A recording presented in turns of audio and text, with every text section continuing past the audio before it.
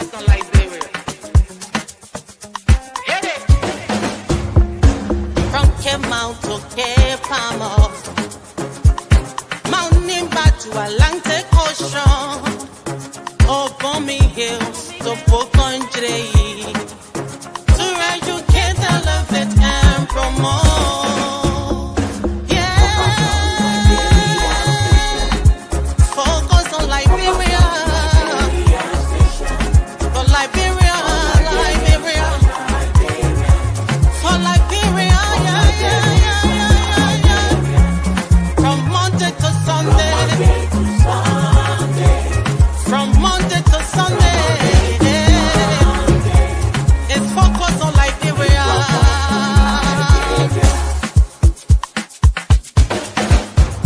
Talk about home affairs. Hey. In diaspora.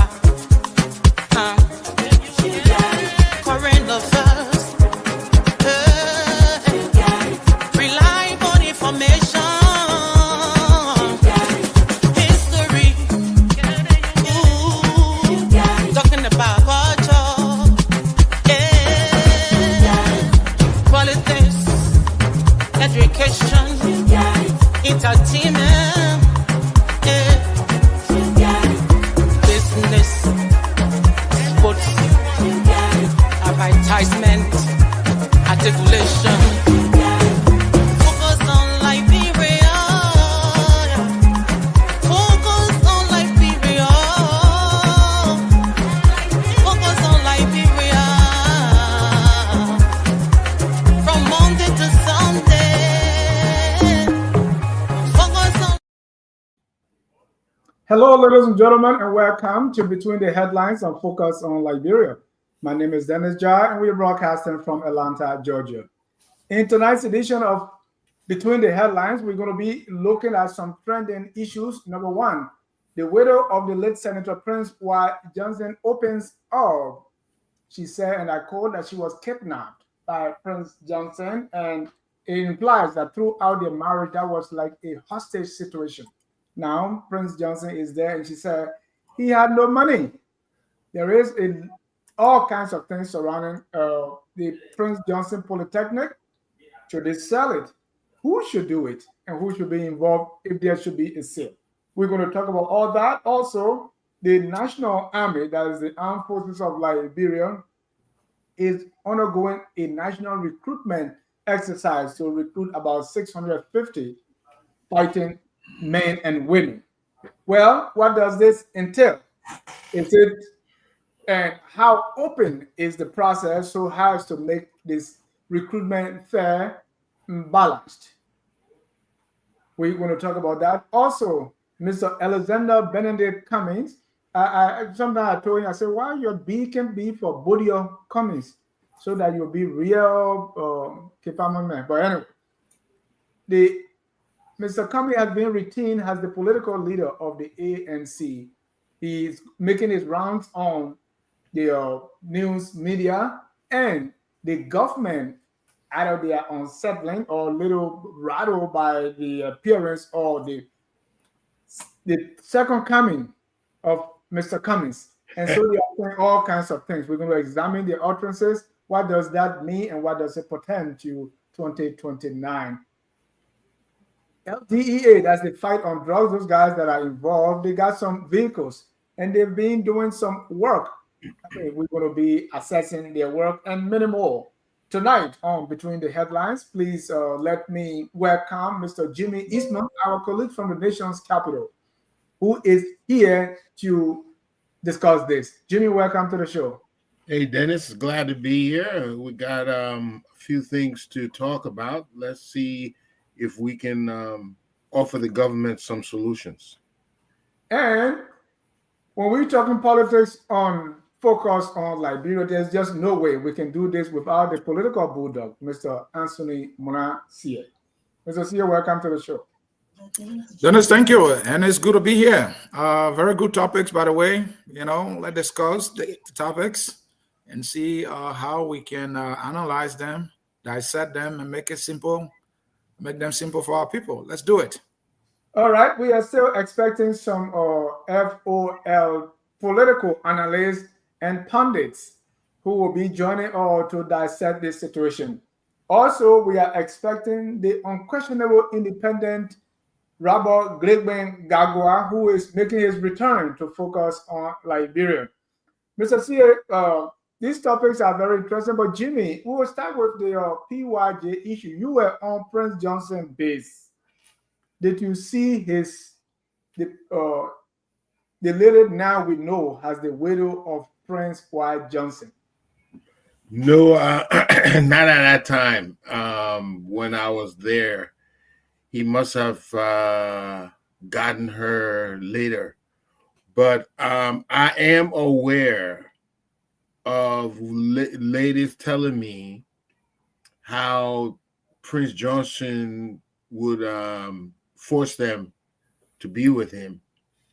This is a known. It was a known thing that he practiced in the camp. Like you have sex slaves. Yes, he had these women, especially red women. He used to love bright women, light-skinned women. And I remember talking to a girl, and I was warned by one of the guys. He said, "You know who you're talking to over there?" I said, "No, she's just a nurse. I was taking treatment." He said, "Well, that's I want to see you in June." And that was the last time I talked to her. So yeah, he used to do this. He used to force his will. So I'm not totally surprised to hear that he actually, kept this woman. But if she may have said it is against her will, but was she? I think after all these years, it must have been fear that. Because of course she could have left. We do have a police force. She could have reported him, but maybe she just decided to stay at the end of the day, out of respect and whatnot. But yes, I'm well aware of him doing stuff like this. And I have eyewitness account of it. Did you see any of those women? Yes, I did. Thank you. Let's welcome the lawyer's daughter, the champ's mother, and Glendy. The last time I saw Glendy on video, she was dancing, and that tells me that she is indeed a happy woman. Welcome, Glendy. Hello, everybody. It's good to be here. Oh yeah. When I saw it dancing. Anthony, I'm learning a little bit more about Mrs. Prince Y. Johnson, and that she hailed from your counties, Southtown or Grand Crew County. What do you know about the widow of Prince Yomi Johnson? Dennis, thank you. Yeah, it is true. She is from Southtown in particular, my home. The home I lived in when I was in Southtown, coming boy as a child. And we used to call her Boydie, meaning that she is the mother of Boy. Boy is a male name in Southtown, one of the common names there. So Boydie house and my house were not far from each other. Her mother and my father's aunt who reared me were family. So we were family. I was always in their house, and they were also, and she in particular were also in the house that I live in. So that I happen to know her. She is a child of a Lebanese businessman who settled in Southtown and got married to a Southtown woman, and then they born a boy D. So I actually, and she speaks the Southtown crew very well. Like Jimmy said, and as I heard also, in Liberia will say yellow woman or yellow woman. Prince Johnson was the guy who would chase any yellow woman. Boydie being this bright woman, Prince Johnson, from what I gather, he kind of kidnapped her and make her his wife. And all these years and the time she spent with him on the base, can I say she fell in love? Or can I say she fell captive? And can I say it was difficult to get out, and then they start making family and she became a wife? And one thing I would say is that one must say though, she kind of like savage Prince Johnson to the greater extent. This guy is a mass murderer, a heartless human being, very wicked man. I mean, for him to, have this woman as his wife all those years, one would think that people seeing this kind of beautiful woman, a daughter of Sastan, behind him, they saw some humanity. And I think it kind of helped him after the war. And I'm told that Prince Johnson had to go to Sastan at some point because the woman told him, from what I heard, I haven't confirmed the story, and many people confirm that, yeah, he actually went to Sastan once, Prince Johnson. And one can say maybe it's because of the woman. So that's all I know. And throughout this time, the people of Sastan, because especially if you have someone in the position of power, what was the relationship to Sastan? And you being your neighbor, or Mrs. Ameria Boydie Aredi Johnson, did you have any form of relationship, or do you know people from Sastan who had that relationship with her? Yes, tons of Sastan people that she's in communication with. One of them I talked to immediately after Prince Johnson died, when she was more than willing to open up to all the ordeals that she'd experienced. Somebody who very close to her, who she talked to, and I had a conversation. And there's a lot of things that she went through. I would want to believe that the marriage that she had with Prince Johnson did not come out of love. It came out of circumstances. And psychologically, she somehow felt entrapped and that she couldn't leave, because of the kind of man Prince Johnson was. And I think it was mostly because of fear. If I leave the man now, he can do something, because she saw this Prince Johnson man, perpetrating wickedness, all right, during his days. And so I'm sure she was still in that trauma, that that man still possessed the capacity to do the kind of harm I saw him do to others. So I would rather stay here for my own safety, and that's my own assessment. Thank you. Let us also know that Prince Johnson became born again. He became an evangelist and had a pastor of a church. And his sermons, we all remember his sermons. We had school, university, and all that, and became a senator, perhaps the longest serving senator before his death. We're glad to also have Glendy, who is a woman and who can. So Glendy, I mean, this whole thing about Prince Johnson's death and his wife, forgetting we'll come to the college later, but the whole story, she said, he died broke and he kidnapped me in 1991 during the war. How did you receive the revelation that what she's saying? What is your reaction? So, hello again to everybody. Dennis, I think this story has been filtering for a while.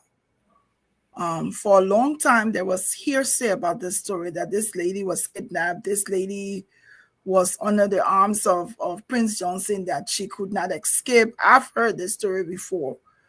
But I think regardless of how it is that she has now come to the media, one thing is sure: the truth will always speak.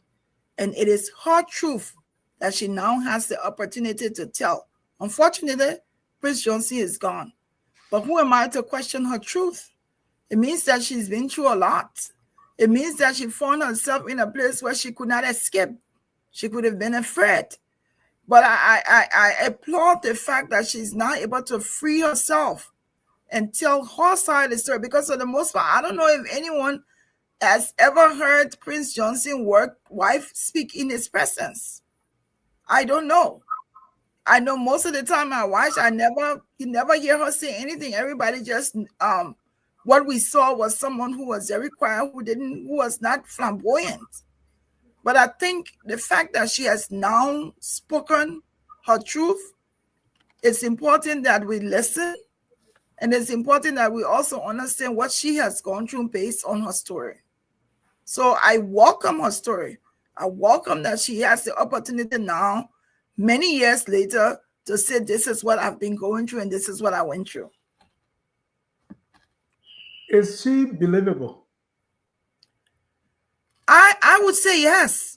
I think she is, because she was the closest to Prince Johnson. Who am I to come and say that we don't believe her? I haven't heard there are no other stories that's aligned with her that hasn't been true. There's nothing that we know that she has said that's not true. We're just hearing about her now. So if there's nothing that I can go against with who she is, and hearing Anthony talk about who she is, I don't think I want to disbelieve her. I think I want to believe what she's saying is the truth. Now, there may be portions of it, but right now, for this conversation, the story as it relates to where she found herself, what happened to her, it's her story, and I'm not going to say I don't believe her story. And as a woman, is that typical that someone will be with somebody, for the past almost 40 years, and almost be like a captive? So it's possible, Dennis, but then again, you wonder why could she not escape? It's possible that she was afraid, that she could not run from this. If you're very young and somebody capture you, and you're afraid, and this is not, you're not just asking a question about any ordinary person. This is Prince Johnson we're talking about.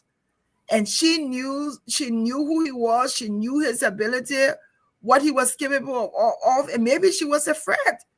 But I think the aspect of the timing, why now, why is she speaking now, and how long it took her to speak will be relevant for people to ask those questions. But I'm not going to question her story. Thank you. And we expect to see you on the GBC very soon. And Dennis, if I may, if you don't mind, the question you asked, it said that she has been afraid. Absolutely, she has been afraid. Dennis, we're talking about Prince Johnson here. This is man, a whole country failed miserably to hold accountable. And you want to tell us, why would you want to think that this woman was not afraid? The whole nation, Liberia, could not hold this man accountable when that man has confessed some of his brutal killing. Not confess, but brag. This man bragged about killing the cancer robbers. He didn't kill him. No, he didn't kill him. That was his deputy killed him. Okay. Upon whose orders, Jimmy? His deputy took it upon himself. And what did he do to him?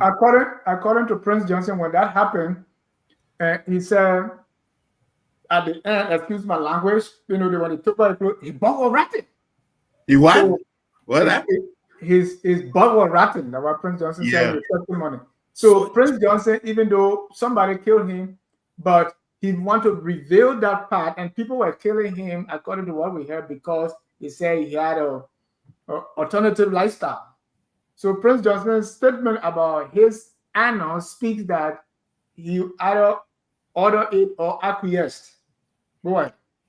He celebrated the cancer robber's death on the basis that he having to have a different sexual orientation. This man is on tape saying that. Then he also narrated how he killed Fred J. Blair openly. Yeah. This is the man we're talking about. And the whole nation, Liberia, with justice system and law enforcement officers who have had presidents, when we had the United Nations mission in Liberia, no one dared tell Prince Johnson, how could a single mother, a single girl who was captured many years escape from this man when a nation could not hold this man accountable? So she was afraid. And the timing of her speaking out now is the evidence. If she were not afraid, she would have said a lot long time ago. Now she feels a little safe because the only person she's been afraid of has been Prince Johnson. And the fact that she watched the whole country failed to hold this man accountable, she felt that that man was too powerful and she couldn't escape. I like to confess a few things. There are things that I saw too, and I have been afraid to talk. since all these many years. I'm an eyewitness to many things that happened on that base, and I do not want to even talk about them. But I can tell you the day Tecumseh got killed. In fact, a couple of days before he got killed, I saw him walking there, and I wonder what he was doing. I thought he was going for food. I saw he was there with Prince Johnson. They were playing music, and they were everything, being very, musical. Tecumseh used to love music, but I kind of wonder why he didn't leave and not come back. He stayed coming there every day, and then when Prince Johnson was out, then I heard that they have Tecumseh at the gas station. There was one little gas station there in Caldwell, and they said that Vonnie just took off his clothes, and all those comments you made and said some derogatory things about him, and he had shot him. I was at Cuckoo Dennis' house, about maybe 100, 200 yards away from what all this that happened. So there were many things that happened there, and people were actually afraid of, and I can understand why this woman was afraid, because as much as I'm in America, and I wouldn't want to tell you all the things that I saw. I was afraid. Now that Prince Johnson is no more, can you say any of those things that you were afraid of to say, Jimmy, on camera? Some of the things I could say, I can tell you. The guy killed one guy who was our deputy managing director, called Logan, Roosevelt Logan. They made us put on FITI at one point. Some politics were going on, and then Prince Johnson told him to move out. They were going around in the trucks, and Prince Johnson told him to move out, and he still wanted to talk. And he said, "Move out," and he still wanted to talk. And right there, he shot him, killed him instantly. And that, of course, put a fear of God, because I was the next one in charge of those our LEC people. So it was very frightening incident, and I guarded myself well since that day, because if you get on the wrong side of Prince Johnson, you are gone. I know the day he killed Fred Blade. I know the day he killed Larry Botte. I was there for all those incidences, and they were real. So yeah, the woman being afraid, I truly understand why she would have, been traumatized all those years and not try to leave. Yeah. All right. And that takes us to the story about the Prince Johnson University. There's talk that I wish Councillor Jewel, any of the lawyers, but anyway, thank God we have the lawyer's daughter so she can deputize. I mean, in the case of the university, she said Prince Johnson did not leave a will. In case of Prince Johnson University, the church, or Prince Johnson property in general, who should have a say-so as to what needs to be done? Jimmy.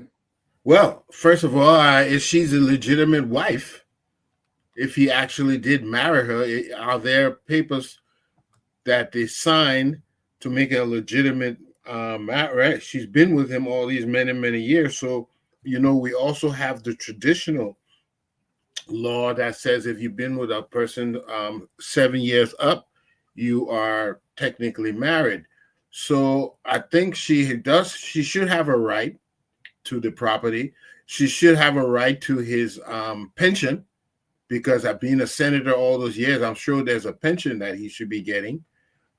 She could live on the pension because those senators make a substantial amount of money.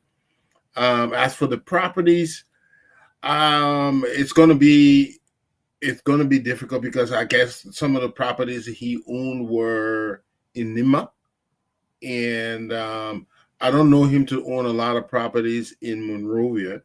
No, let's do Nima, right? Like the university or the Polytechnic.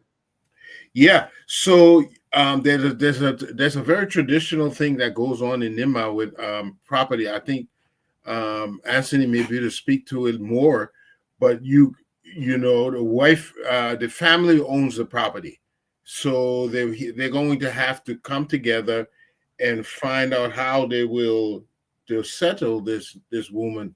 But it's You going to think be there will be a law in the country and NIMBA has a different law? yeah, we have traditional laws, Dennis. We have the civil law, and we also have customary law. So certain things will be done in a customary way unless you can go to court and prove your case.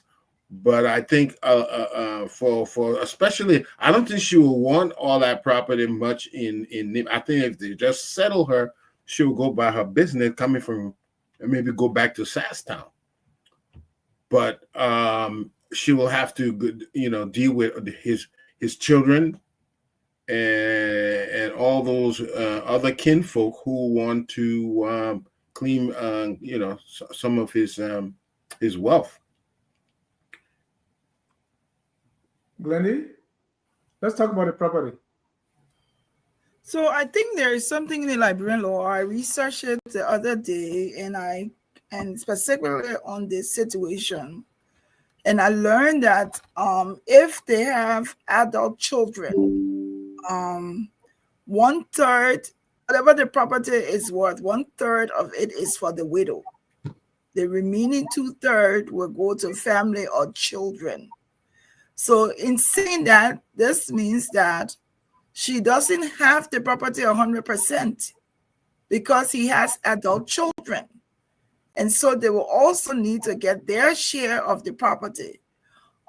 This thing now where it's coming on now, where I would hope that there will be some form of way where she will be able to work along with the children and the children work along with her so they can amicably, I don't know if there's a possibility to settle this, but it's just like you say, I don't think we should even support the narrative that traditional laws are there and they're different. I know Nima County people, I'm not from Nima. Nima County people will be the first to tell you, don't get involved in Nima politics. You're not from Nima. They'll say that.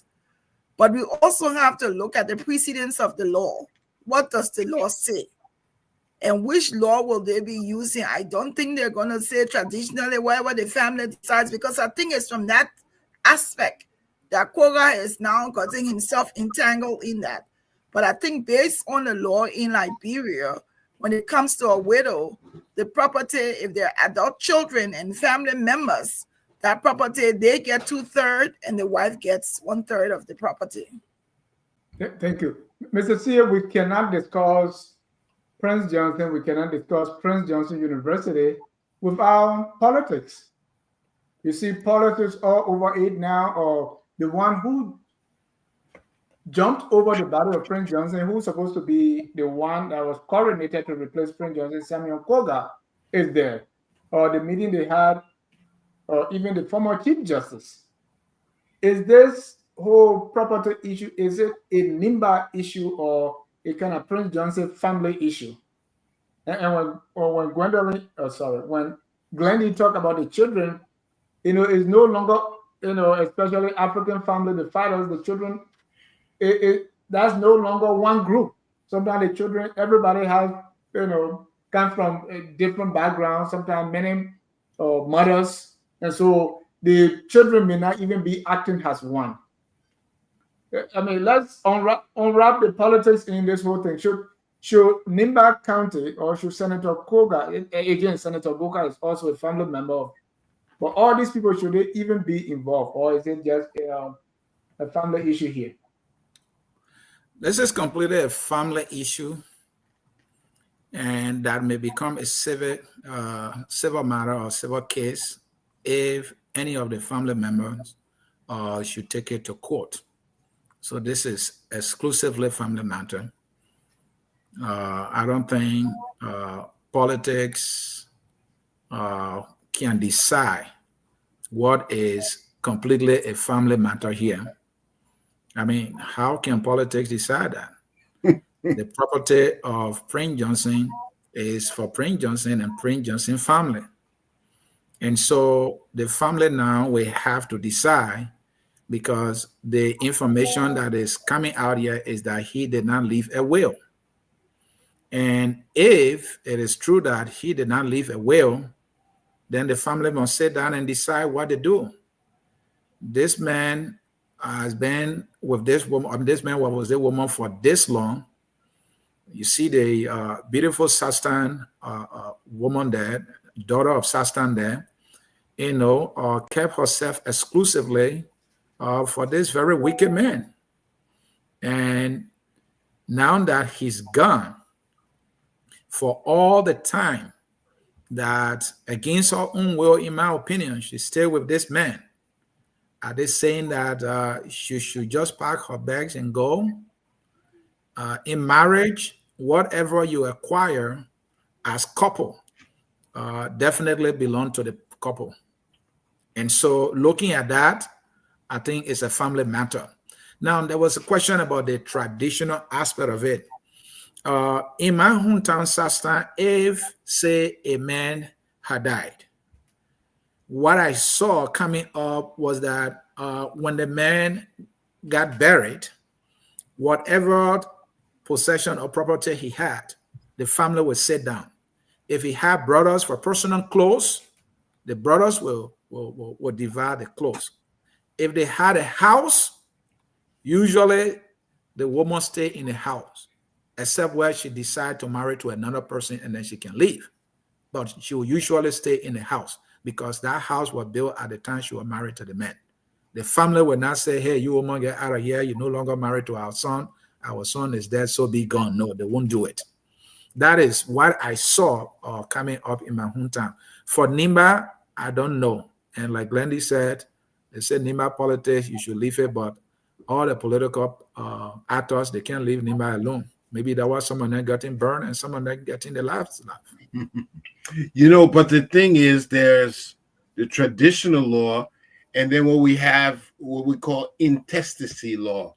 If a person dies without a will, it's called dying in intestate. And there's certain laws that guide that sort of situation as well. So looking at it, the best way to do it for them to, settle her, and I think allow her to continue receiving his pension, and let her go back, let her go back to Sasstown, and she's finally free. And let her leave the university and go back to Sasstown? The university should be for the people of Nimba. That should go back. That should go back. I know that money that they used he got to build that university was money obtained from donations and whatnot. So I think that should be willed back to the people of Nimba.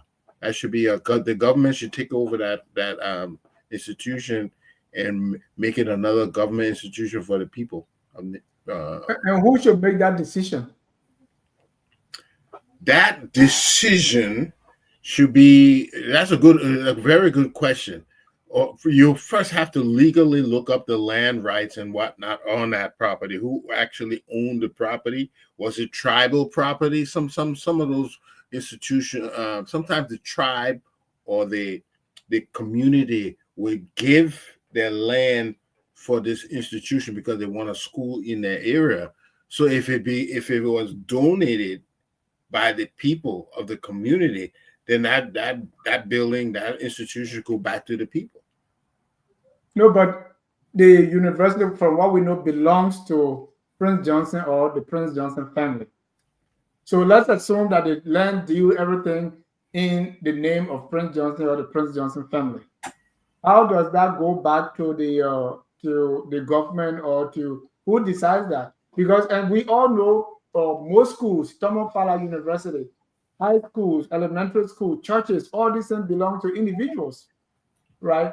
Should it go to the Prince Johnson family because Prince Johnson is from Nimba, or because he's a senator or a kingmaker? I mean, what would be the reason or the raison d'etre? But you don't have to answer. Let me bring in Mr. CA and Glendy. And Dennis, I said it. The property left behind by Prince Johnson, that property is for Prince Johnson family. All right. And it can be automatically for Nimba. Prince Johnson served the people of Nimba as a senator. He provided representation in the Senate. He represented the people of Nimba. He provided that political leadership, representation, representing Nimba County in the Senate. That was what he had owed the people of Nimba, what he acquired, all right, as a citizen of Nimba, actually had belonged to him and his family.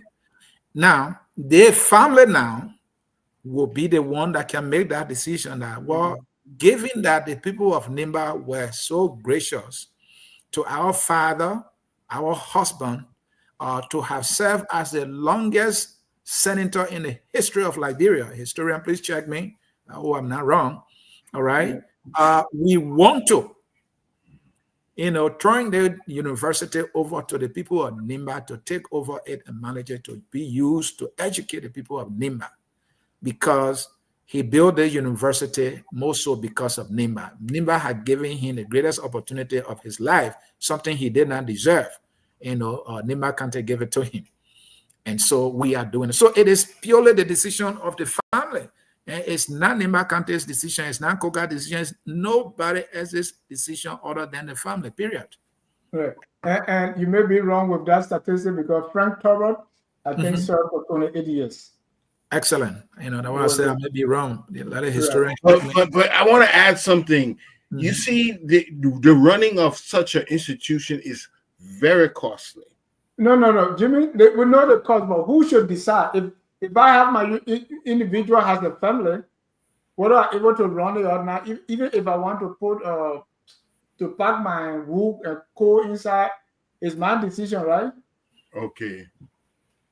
But before you come in, I want to, because I was playing the video and people didn't hear the sound, so they want to hear what this is. Oh.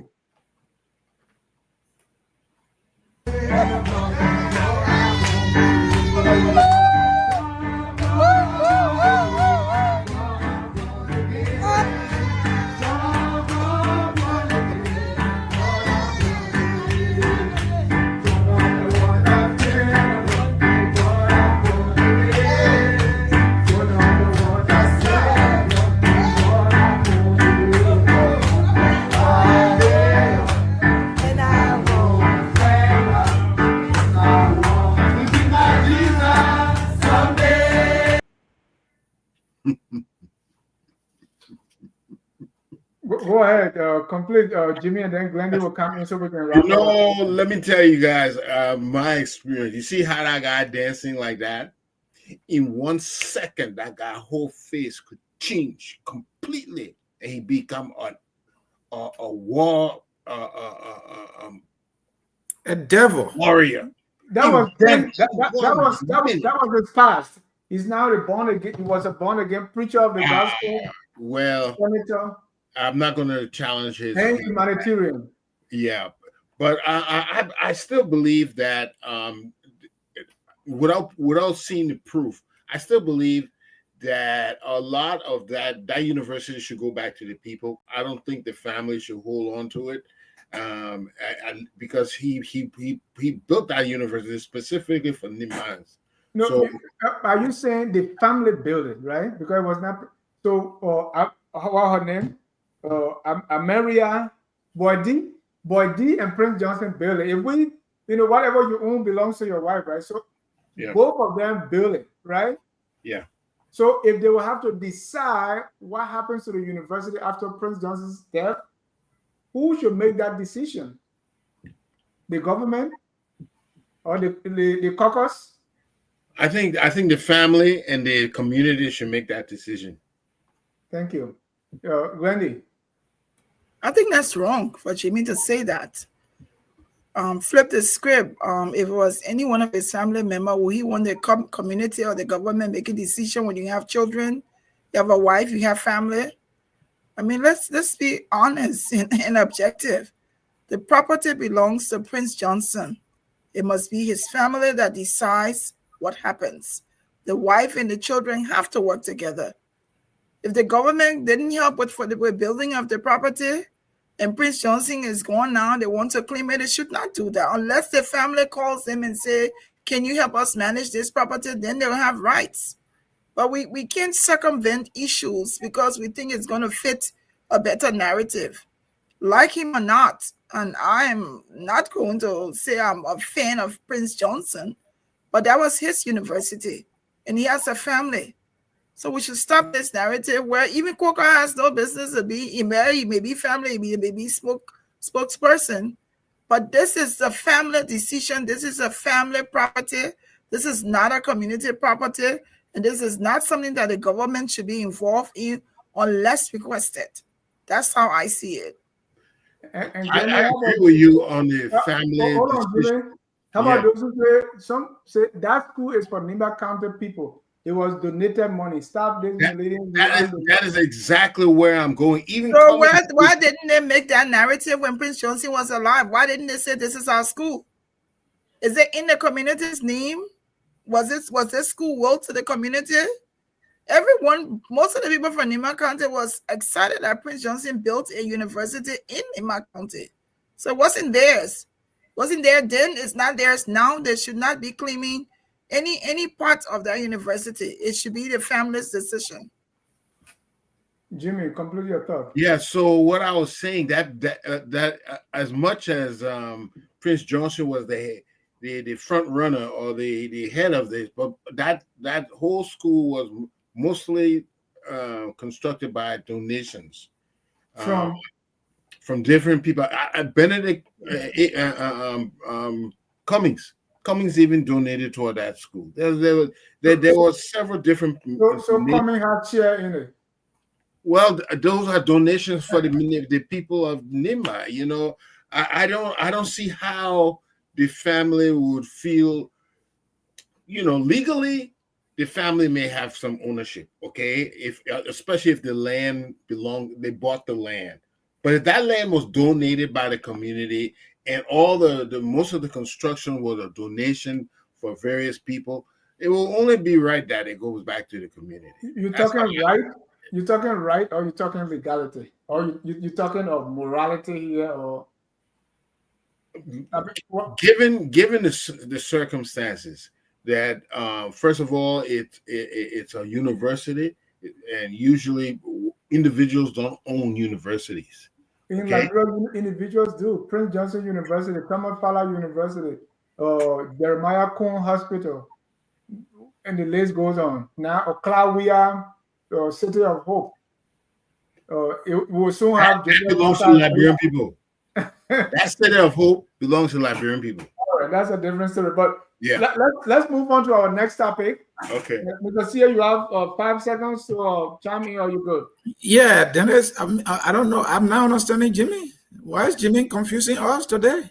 The man built his university. You said then you're saying that because people donated, even if the people of Nimba County gave him free land, you are saying they gave him the land.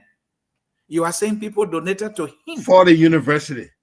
For the university. So if I give you a land to build a house, you want to tell me no, this is not a house. You don't need a house anymore. It becomes mine because you gave me money or the land to build a house. When you're talking about a university, you're talking about a school, you're talking about community property. It doesn't make any difference. A property is a property. You said that one person cannot own a school. That is not true. That is not true. Somebody owe a multi-billion company, single person, it can be a sole proprietorship. Look at our university. Is that anything of any significant value? No. That's his main property. It belongs to him. Yeah. And schools are businesses in Liberia. That's a business. So why can't he own it? All right. Let's move on to recruitment. You know, the army. And Jimmy, there's a history to the army, right? You know, from Noko to President Doe took over, and they say, oh, before then, they used to call Noko, but here we can become mayor now. And army people, money started going up. When President, the war came, the country was divided, we used to call them, instead of calling them Armed Forces of Liberia, now we're calling them Dole Army, right? Jimmy, when we were in high school, we used to say, I pledge allegiance to the flag of Liberia and the republic for which it stands, one nation, indivisible, with liberty and justice. And instead of saying for all, we would say for few crown people. That was the politics. And little did I know that my children were going to be half crown. But anyway, that's another story. But that's a whole different story. Yeah. So with the recruitment of the army, and then what President Doe was being accused of, that he had many of his people from his ethnic group. And so the war came, it became very tribal. President Salim came along and reorganized the army. And it appears that he was trying to get rid of the people that were in the AFL before, who people said, had her in jail and torture and that. So the goal was, it appears that the goal was to get rid of the army and give that power to the police, because people became afraid that the army, if you make them so powerful, they may come and overthrow again. Now we have an army, very small army. The force is very small. The story reads that the army now, the Ministry of Defense, Deputy Minister for Administration, Dr. Augustin T. Lamy, has announced that in February 2026, the Armed Forces of Liberia will carry out a nationwide recruitment process for 650 new personnel. The initiative has been approved by President Boakai, the Commander-in-Chief, and will target Liberians between ages 18 and 35. So the candidates must be high school graduate, pass a drug test, provide a police clearance certificate, and successfully complete a series of physical assessment, which will be conducted at a later date. Anytime we talk the army, what do you think should be included in the recruitment, or how open should our eyes be so that the recruitment is fair? We don't have one ethnic group, or what we suffer before we coming from war. We don't want the domination of one part of the country or one ethnic group or one class of people dominating, and all that. What can be done to ensure that things are free and there's an equitable recruitment process? Okay, so you want the recruitment process to be as transparent as possible. And you don't want the people coming from one particular tribe or area. You want to make it as diverse as you possibly can. Those are the sort of things you want to do. If you remember, the reason why the rebel forces were able to overtake AFL, so it was because the army had lost morale. Doe had begun to give all his tribesmen the best guns. I remember very well. They used to have all the AK-47s and all that, and those other guys were still carrying their M16s or the M1s, and this demoralized them. And I tell you the truth, the day before I got captured, the army guys that were around us told us, "Look, if those guys should come, I'm jumping over the fence. I'm leaving. I'm going to abandon." They already told us what they were going to do. And sure enough, when they came that morning, they ran. So we don't want that to happen again. And that will happen anytime you are unfair for people who laying down their lives. And if you're treating them unfairly and you have a bias, preferring your tribesmen to other, you will demoralize them. So it works. It works against you. And this is why the rebel forces so easily they wouldn't have overrun AFL had it not been because of the demoralization that Doe was instituting. They wouldn't have done it. They would have been able to resist it. When the time came, when they were cornered in the barracks and they had nowhere to go, no matter what they do, they could not get them out. Several attempts Prince Johnson had made, they couldn't get them out. So the AFL always had the ability to resist, but because of the unfair practice that was being delegated in the army, they felt they had no need to fight, and so they did not fight. That's why the rebels took over so easily. Thank you. Glendy, right now the police has been accused of being a regime police. And when your security force is being labeled that way, that's the problem. It may be fairly or unfairly labeled, but what can we do to avoid the AFL getting that label as well? It was Do Army. We don't want Black Eye Army.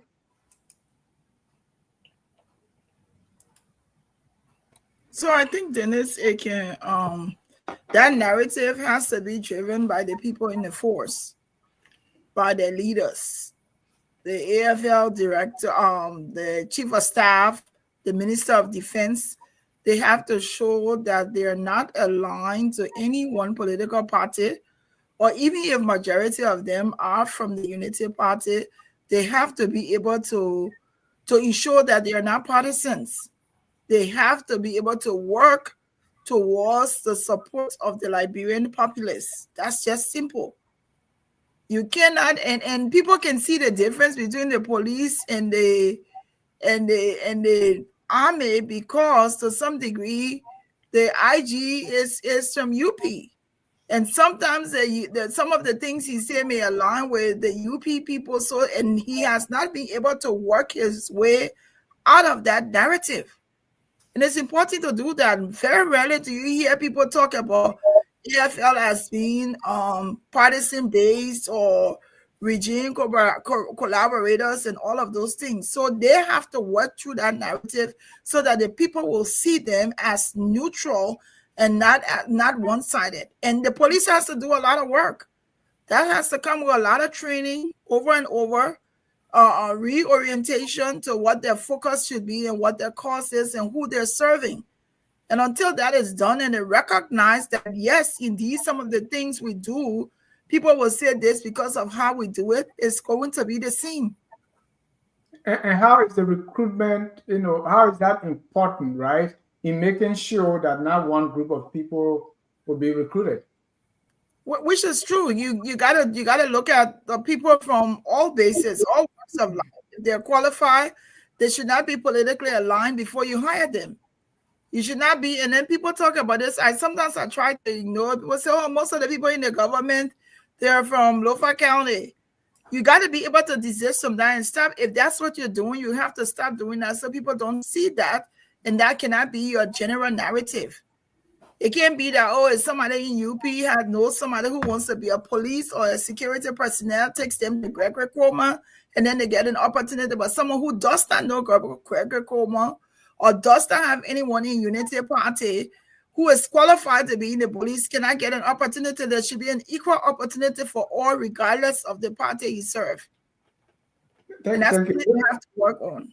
Thank you. Mr. Sear, and Fake Electronic took the question from my mouth. Why is this important? And I know that the army, the force we have there is very small. So what is the reason behind this, increasing the number, by 650? And what do you think should be the role of the heads of political parties? Is this something that people should be quiet about because, you just focus on maybe I just want to be the commander-in-chief one day and I will tell them what to do? What should be the role of political parties in ensuring, that this is transparent and fair? Then is our leaders are all consumed by this day-to-day useless politics. And the things that should move our country, they don't give those things attention. It is more so even when they are in government, and even worse when they are outside of the government. The military is an important element of the country. It should be a force for good. It is that force that should provide a defense for the country. Now, let me share some statistics here. If you look at our military, the global ranking out of 145, Liberia is 138. If you look at the active personnel, the total manpower strength right now, or manpower, it is less or about 2,500. Do we have reserve? Zero. Paramilitary forces that we have 42. Now, our Air Force, we don't have no Air Force, no combat aircraft, no helicopter, nothing. You come to Navy, we are zero. Land equipment, no tanks, maybe except few that may be given. All right. Artillery, we don't have any of these things, Dennis. And this is our army we're talking about here. So when you ask the question, what should the focus be? The focus should be about us training a military that is not only capable of protecting the country, providing national defense for the country, but a force that can also be of help in terms of national development, given that we are not engaged in any physical combat with any of our neighbors. They should be doing a much better job of even protecting our borders because we know what's going on in Africa, right? So I don't know how prepared we are. I mean, you come to logistics, zero. The good thing is that we got training from the Americans. When the war ended, the U.S. came and volunteered to train our people. They trained about 2,500 army personnel. I Some think of them represented us in Darfur and on peacekeeping mission. Go ahead. I think the army or the current government retired a lot of them, right? If I'm not mistaken. Yeah, they retire a lot of them, and then they train about that 2,500.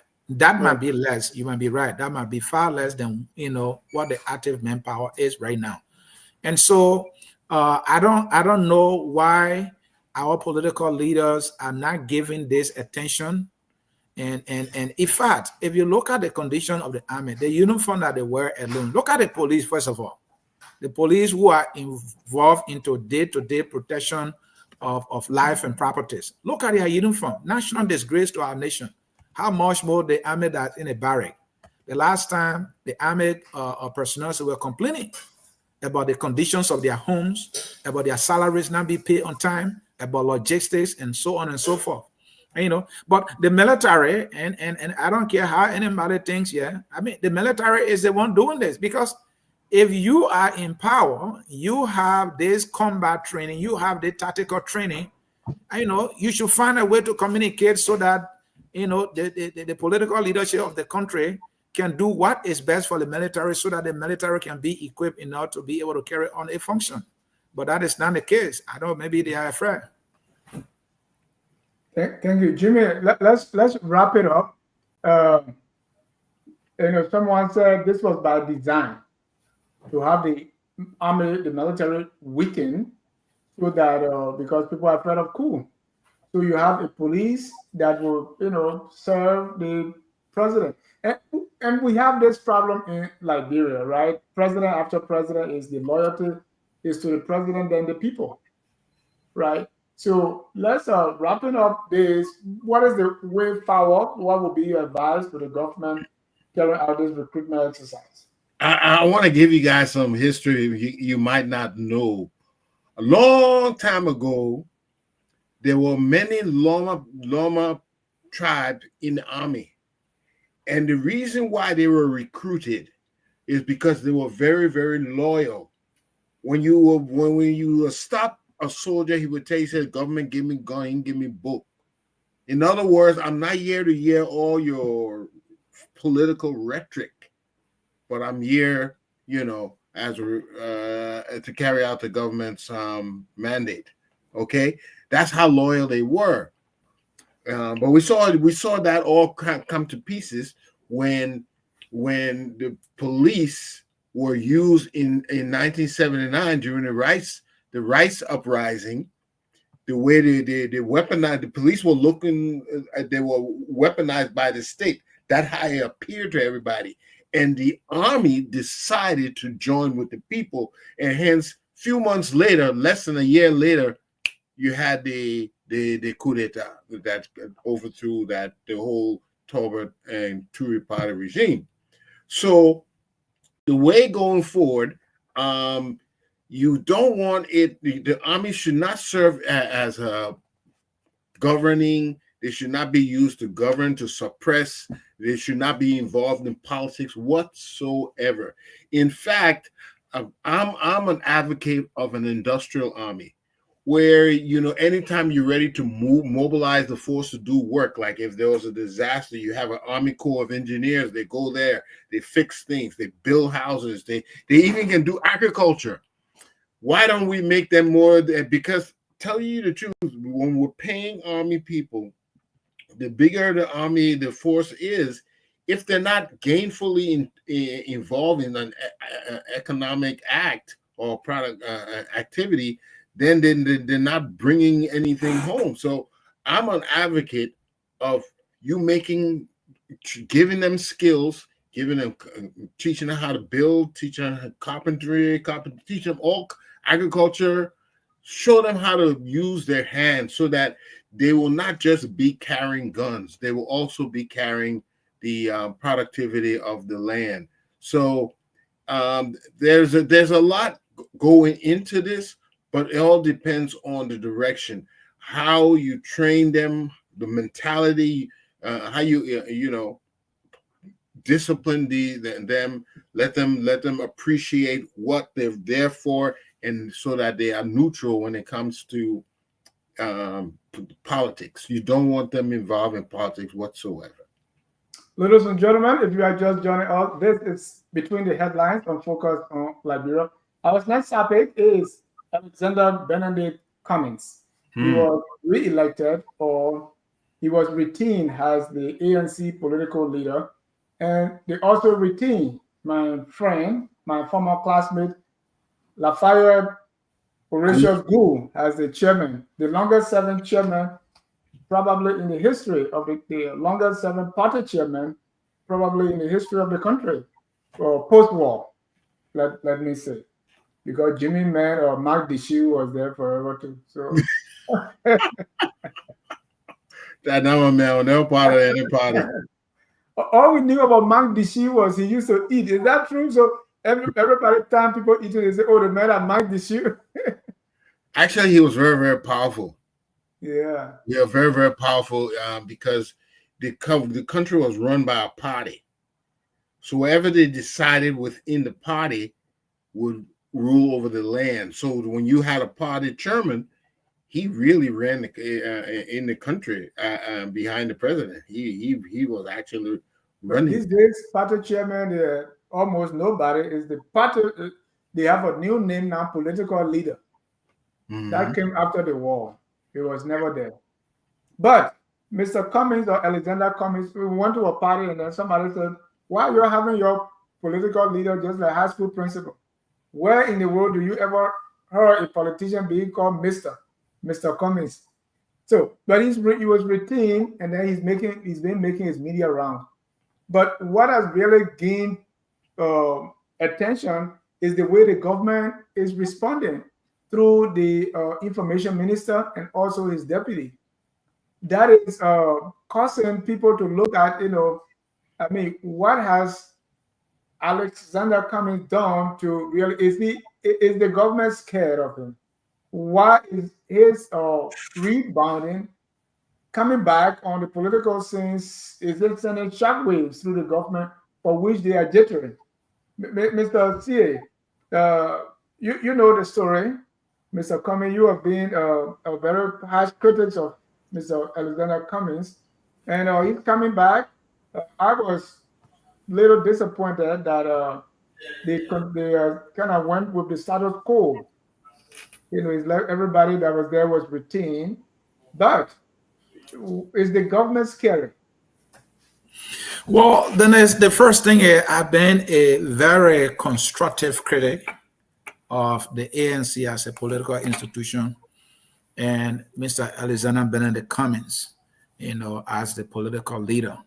Yes, he got re-elected again on wet ballot. He's always winning on white ballot. And I don't know why, but I can only think that is because who can challenge him? Maybe all the money coming from him. And so he has to be. He is the political leader of the ANC, and no one can challenge him because maybe what he has, no one else, has it. So Mr. Comey is re-elected as the political leader, and now we see that some folks in the government, they are throwing some jabs at him. You use the word jittery. I don't think people in the government, they are jittery. I think this is the normal and useless political talking point that less basic politicians will go and say against the person in the character of their opponent. That's what I see. I don't see the agenda. Look, the reality is the Unity Party and the CDC have a very strong hold on our country. All other political parties are trying to find their way. It is that way now. The ANC that is projecting itself to be the alternative, they must find that way. And that is a difficult task. They have to find that way, and they have been struggling to find that way. Until they find that way, that story of the ANC will remain a beautiful story that will be very, very, very difficult to tell. Now, you said something, your friend Lafayette Gould, my understanding was he was the chairman when the ANC went to the first election. My understanding that he was more like the chairman when they went to the second election 2 times now, and then they didn't win. And now he's the chairman again. On what ground? What has changed? So this is the question I asked Mr. Cummings, because Mr. Cummings endorsed Lafayette Gould to become the chairman. If Mr. Cummings had not endorsed him, I doubt he will have one day, he will have won re-election as chairman of the party. It's because Mr. Cummings endorsed him. So here's the question I asked for Mr. Cummings. You are from the corporate world. Somebody is the CEO of a company, and that person ran that company to the ground 2 times. Is that the person you're still going to hire to do the job? Mr. Cummings would never do that in the business world, but that is what he's doing in the political arena. My question is why? How is that helping the cause? I don't see how that is helping the cause at all. So, well, they have a lot of work to do. They got a little bit of momentum from the interview. It's good that they are feeling happy. I'm on the show. Yeah, it's good that they are feeling happy, about the interview. Let's see how they sustain that momentum. Let's see how they magnify it politically. Let's see how they put strategy around it politically. But as I see it, it's just an empty momentum right now that needs to be filled with something buoyant enough for them to start making some strides. But it's a good thing for the ANC because they were completely lost out of the narrative. Mr. Cummings was even dispirited politically to come back. Well, I see that he's trying to show some muscles. We'll wait and see.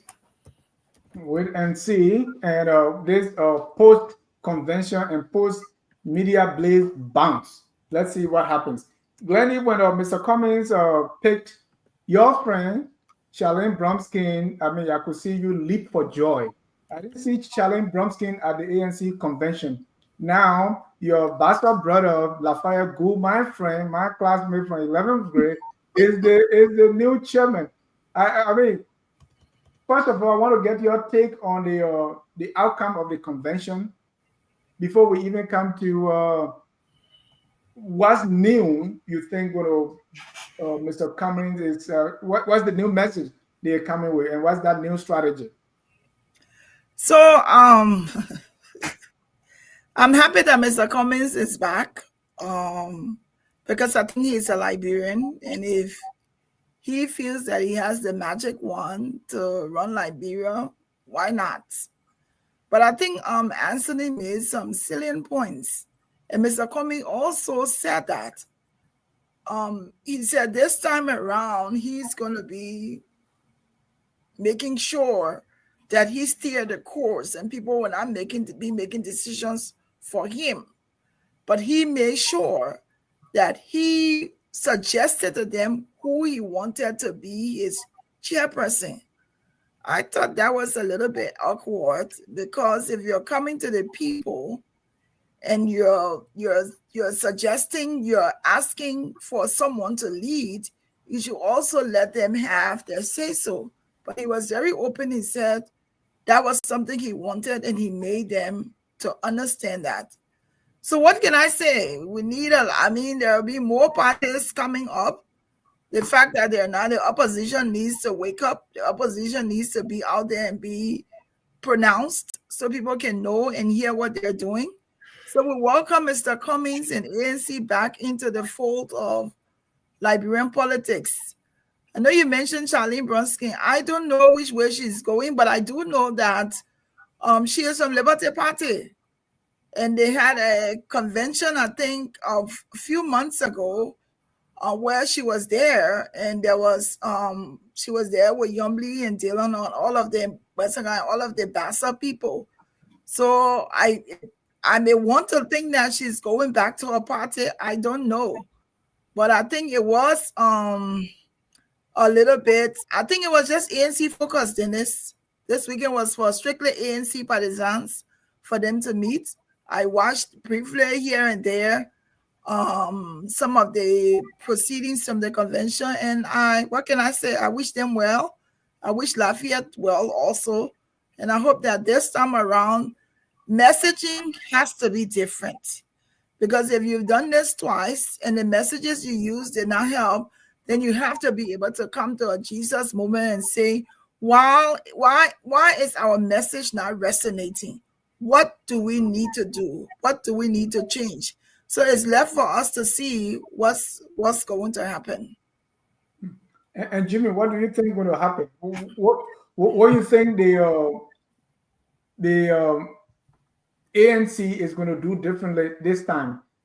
For me, starting from the beginning, I think it's the same old. You have the same political leader. He was elected on white ballot then, and now elected is not being challenged. I remember Mr. Cummings talk about primary, and he was with the CPP, and I don't know why that cannot be repeated or exemplified in the ANC. We also see names like Tar Wombe and also Lafayette Gould. My good friend Victoria Kulia is also there. We see the same thing with the former President George. He was trying to come back, but we see the same folks that were around him when he lost. So we see that same thing. All right. So what do you think is going to be new with the ANC this time? Wow. Yeah, I agree with you. It seems very much like, you're doing the same thing again, and in the popular words of Mr. Cummings, and you want different results. This time around, he by now he probably has to realize that he needs a ground network of local champions. You see, he's going to always be regarded in an elite category for several reasons. Okay, he's come from one ethnic group that has been before considered in the elite category. He's also wealthy, so that immediately puts him in an elite category. He's well educated. You see, our elites they're threefold. You have social elites, people who born in affluence and whatnot. You have people with money; those are monetary elites. And then you also have educational elites, like the Famales and the Tripotes. Those are educational elites. So no matter what he has to embrace his elitism, but he has to turn it around to an asset. So in other words, he has to be able to appeal to those champions that are all around, the people who will take his campaign and run with it. It can't be so other elites doing it. No, it has to be grassroots, people on the ground, people who fighting for, like the other day when ELWA the workers, they didn't have they just weren't not getting paid. I think that those are the opportunities he has to join. He has to build his empathy up so that people identify with him, that he's in the struggle with them. And I think that's what his main challenge is. You know, by now, if I were here, I would be speaking Gribble on a regular. You know, you have to be part of the people, and if you're going to win this thing, you have to win the people over. You know, it's not the intellectuals and the people who got money. You got to be able to talk to the people in the market, Ma Howard, them, Omen Fluman, and who's selling gas at the gas. You have to find a way to get to those people, and it's gonna be a challenge, because I heard him over the interview the other day. He's hesitated a couple of times and said, "I want to make this simple." In other words, his communication, he's not readily communicating simply enough. He has to think about it, and that is going to be a challenge, because you have to be able to think and talk to the people on their level, on their language. You have to be able to identify the things that they're looking at almost immediately, and respond accordingly. You know, so it's going to be interesting, and it's not just his vice standard bearer. If he has a very, very powerful vice standard, what they call it. And Jimmy, what do you think that standard bearer coming from his party, from ANC, so that there could be a little change? Everybody goes on a efficient expedition for a party VIP or standard or vice standard bearer. Yeah, he's going to have to get. I will look for someone very, very, very, very popular, or coming from a very, very popular party, and so that bring that popular person in your party today, so that the person will be there. But if I were advising you talk about speaking Gribble, there was a powerful movement here with the Gribble people in Clarendon. So if I were advising Mr. Cummings, I say go to Maryland, let them give you a name, and then you change your B now, instead of Benedict, to Bodio. Bodio is a priest. And then they put a gown. So instead of you being Mr. Cummings, you go there, we perform some ceremony, and now your name is Bodio. That's what the B stands for. So nobody call you Mr. Cummings anymore. Right? But I've never advised any political candidate before, so it may not mean anything. But here is the thing, and Glennie, I want to read this quote to you. I pity Mr. Cummings and his handful of followers. In an attempt to revive his perishing political ambition, he has resorted to telling lies and outright dishonesty. His assertion that nothing has changed since the inception of the Buhari administration runs contrary to the glaring realities of transformation in various sectors. Apparently, his height has affected his vision. Oh, that's Daniel Tando. We have a Ministry of Information. That ministry is government arm. It appears to me, and before that, his boss came on their Class Reloaded, where the government people sing praises to one another, and said, I mean, he lashed out at Mr. Cummings as well. Should the information ministry be doing this?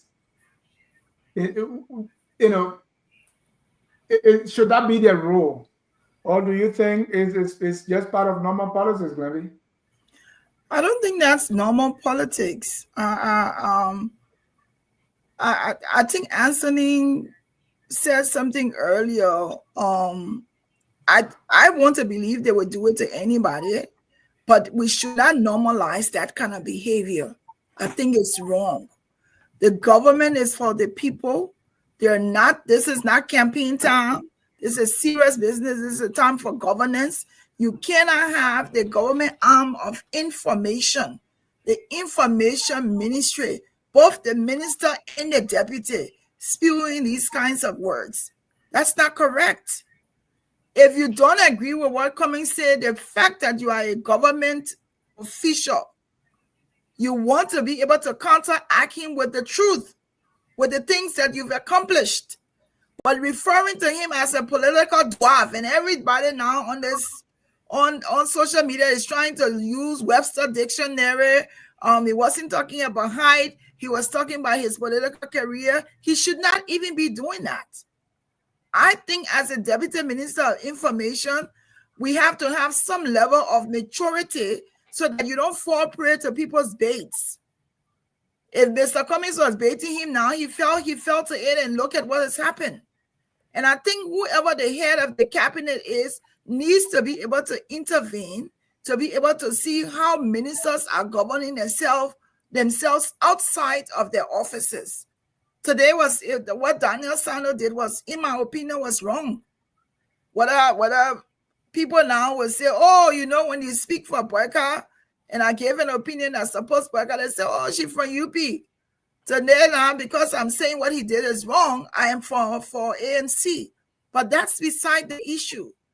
We cannot have a government official or government officials continuing to speak loosely because they find themselves confronted by opposition people. You can't do that. That's wrong. Thank you. They gave all the justifications that they were actually tired of. We came to the elections. The arrogance he brought in the election that he was the only guy who would deliver us the opposition community. Into 1%. The information minister talking about they saying 1% and talking and blasting. And Mr. C, how should Mr. Cummings take the criticism from the information minister and use it to his advantage? Well, and that is the work of the ANC and the political leader and the ANC team. They earn 1% based on the election result. They are feeling now that maybe this is their turn to win. And so if they are right, they need 50. To get that 50, you need a lot of work because United Party has been sitting on around 25 to 22%. CDC have been sitting on around 25 to 23, 26% for the most part. So where does ANC get this 50% from? ANC must get it from the United Party. ANC must get it from the CDC. Now, if they cannot get it from the two parties, we know that the total number of registered votes the last time I checked was about 2.7 million the last time I checked. So, and if you look at the election results, you realize that about maybe 35% participated. So you had a huge number of people that did not vote at all. So that's another opportunity there. So I'm saying this to say that to find the 50% for the ANC will be a difficult task. Now, they have to find out how did Unity Party do it? How did CDC do it? Or how have these two political institutions done it? They have to ask themselves that question. Another way they did it is, look at President Weah. President Weah is not a good communicator. He's just a celebrity and he's well loved. That's his strength. And that's how people pull to him. And the story behind him, that's what has been working for him. So what that fame he acquired from the humble beginning, people got attracted to it, and then people were prepared to fight for him. So he allowed those people to fight for him, to campaign for him, to talk for him. Who are the people that are talking for Mr. Cummings? We need to know. Now, President Boyka on the other side, quiet man who doesn't talk much, who is not impressive. He gave nothing but cold water speeches. Among the three, Cummings is a better communicator. If you look at it, we are Boyka and Cummings. Cummings is the better communicator. But he is the one who not attracting people. So one of the ways the United Party did it, United Party had Darius Dillon. United Party had Heron Costa at some point. They had Mo Ali. They had George Lobo. They had so many people. We were out there making a case while Boyka was sleeping. And so these are political actors who taught the language the ordinary people can relate to, that can resonate with them. So Mr. Cummings need to do that. Now, Mr. Cummings may have Yeka Koluba, but Yeka Koluba, is that kind of pamlon. You put it in your mouth, you will get some oil, but if you do so too, you will get some bad taste. That's the kind of we call him Louis. Louis. Hey, one of Mr. Cummings' best moments as a washing was when he went as CEO. He was to the point. I mean, he navigated from one point to another. The answers to the questions were sharp, but he was less standing alone. Who accompanied him at that place? Even at the very convention we're talking about. I didn't see that many people. The question is why? Where is Louis Brown? The guy, Mr. Cummings' story is a difficult thing. But here's the thing. The only option, very narrow for Mr. Cummings, is to build political collaboration. And any collaboration outside of the CDC and the Unity Party is a very narrow collaboration. It will require some political magic. I don't know how it can be done, but I know it will be a difficult thing to do. So let's wait to see whether the variables will tilt in Mr. Cummings' favor. But Mr. Cummings, I see the ANC, Mr. Cummings have made it unpopular that you can't be doing the same thing over and over and expect different results. But what I see here is the same thing over and over. It's the same Lafayette Gold. Who are the people that are messaging for Mr. Cummings right now? After the interview, who did we see on some of the platform? The very people that spoke for Mr. Cummings, and they got downgraded to 1%. Can Mr. Cummings go beyond those people to bring in some messages that will help him? Are the messengers themselves even hurting Mr. Cummings by attacking just about anybody who criticizes Mr. Cummings? I think so. They should be going out to those people to win them. But they will get so furious. They will condemn you. They will put all your direct clothes outside. How dare you criticize Mr. Cummings? For them to say, well, let's reach out to the person. I think a criticism, even with disagree, it makes sense. How can you help us? So that is the issue. The last point is relatability. Mr. Cummings has given more to Liberia, more than any other political actor that I know in terms of humanitarian contribution. No one matched Mr. Cummings. Even all the political people put together, Mr. Cummings will outpace them in terms of humanitarian contribution he has made, from Prince Johnson University to AME, from University of Liberia, Ebola. You go on and on and on. Mr. Cummings has contributed immensely. But how many people know about the huge contribution Mr. Cummings has made to the country Liberia and its people in terms of humanitarian services? Not many people know. Why? Because the people who are propagating for Mr. Cummings, they don't know how to communicate these things for people to know. But last president, we are project. We didn't know about we are project. Everybody knew about we are project. Even if that was coronavirus bucket, everybody knew about it. So they have to find a way to communicate. There's a video out there for me. I think about 160 things Cummings have done. Let the ANC people look for that video. Let them do a list. Let them deploy their people. Let them communicate those things. And then Mr. Cummings has to go beyond that and start going to the counties and start doing physical things that people wouldn't see. Those ones he's done before, things that they will see right now.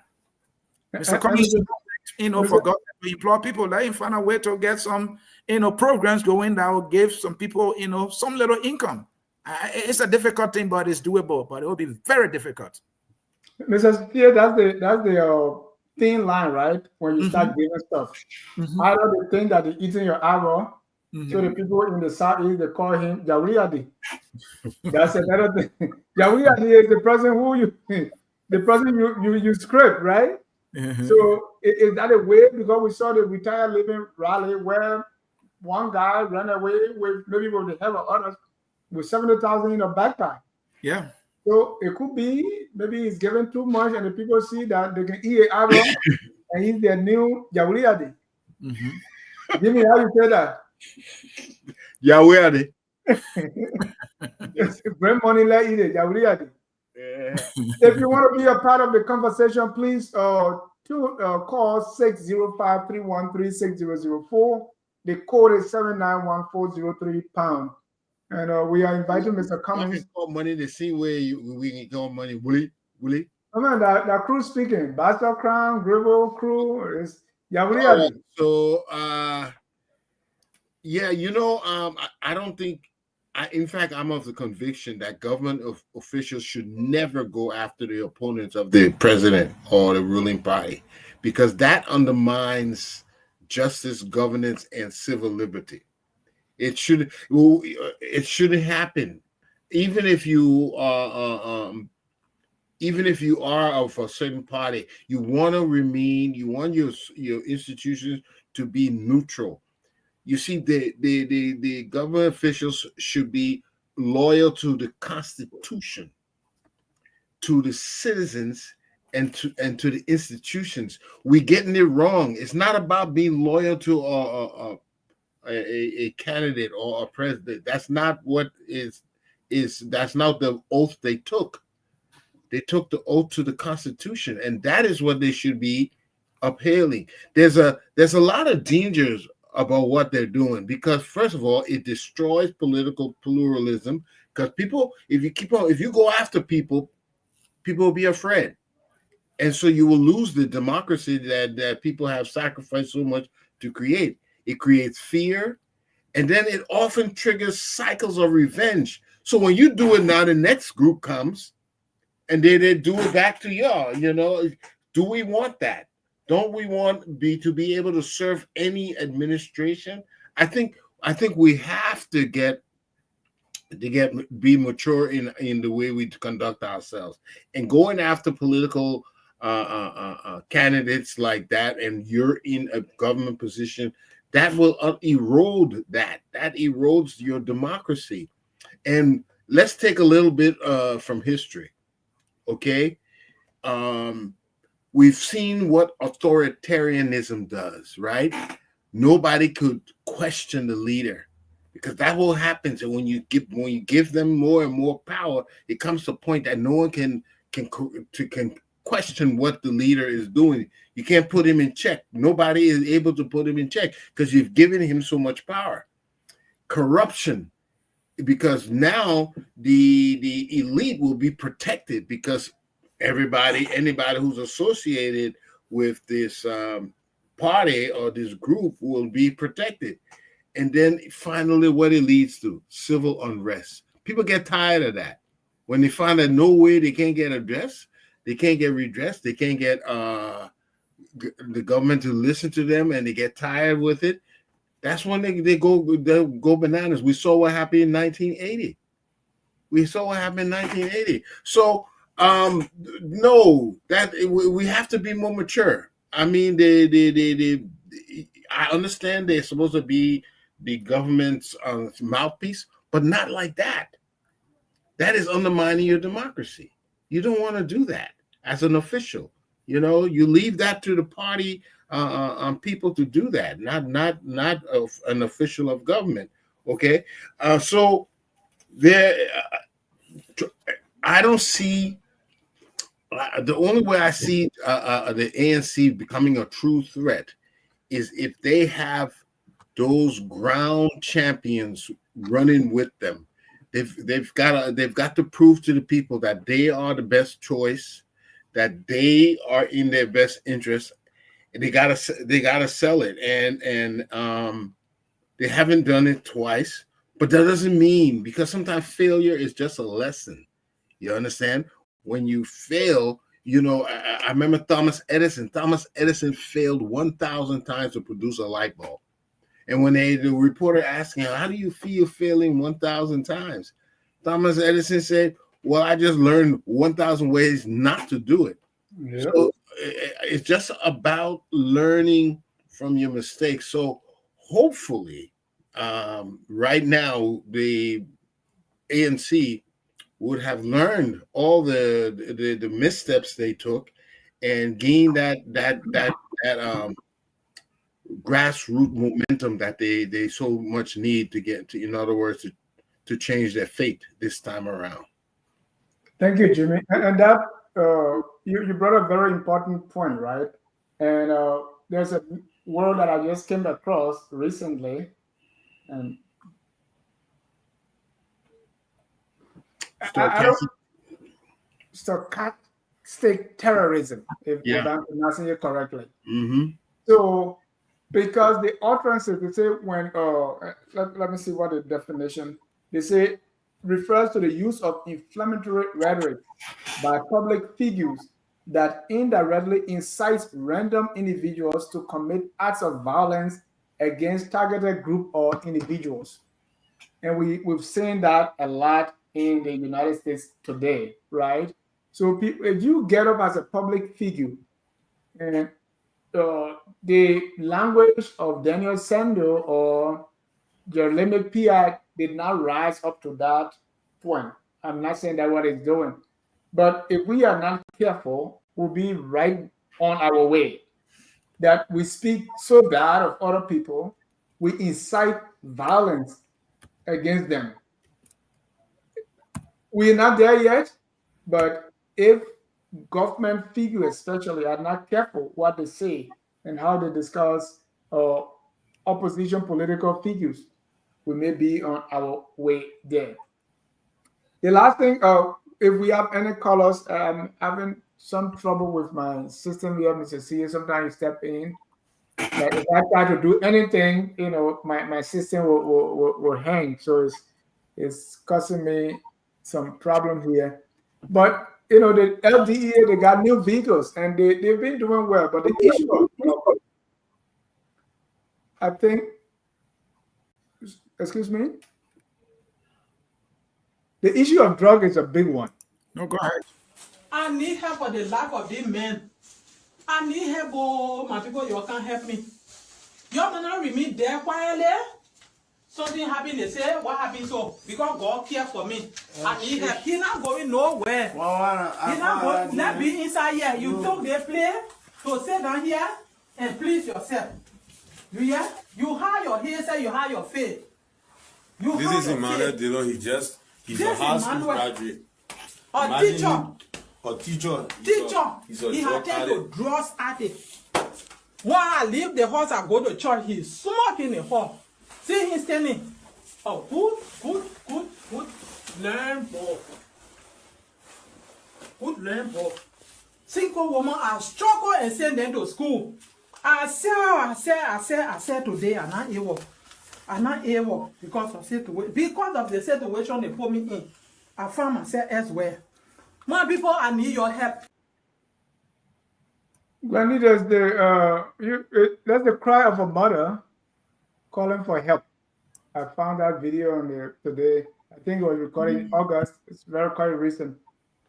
And her story, that's the story of many mothers in the country. Yeah. But also, ironically, most of the people we see, them arresting our mothers, selling drugs. Yeah. There was a 70-year-old in West Point who was caught. Who was arrested. Another lady again in Grand Bassa who put the tramadol in the palm oil gallon. I don't understand how it could be poverty, wanting fast money, but to have mothers doing this is beyond any imaginable thing for their children. Others are crying, others are, I don't even know what the intent is, because the drug is going to be destructive to children, even to their mental health. But your focus is not on what is going to do with the mental health. Your focus is on getting the few dollars here and there. So the drug situation in Liberia is a wholesome problem. You can't only you're not even just arresting the drug addicts or the people who selling drugs will not be sufficient. It needs a systemic change for all Liberians. All of us will have to address this situation. I think on Friday, Dennis, let me just add this. The EULA women in here in the States will be having sort of a symposium on Friday night with different stakeholders in the Liberian government. The DEA boss will be there. Health minister is expected to be there. We're connecting with the Say No to Drugs people in Liberia to see what can we do. It's a fundraiser, but it's also going to be hearing from these different stakeholders in the government on what is that's going to be done. It's going to take the collective efforts of all of us.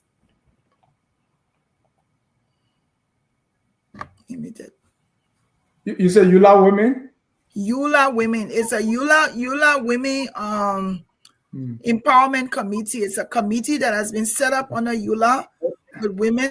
I am a part of that group. And we're doing some good things. We're doing some new things. And this Friday will be the first program that the Empowerment Women Committee, the Women Empowerment Committee, has launched from Eula. Thank you. Let me open the phone lines now. We have one caller. Caller, your name and where you're calling from.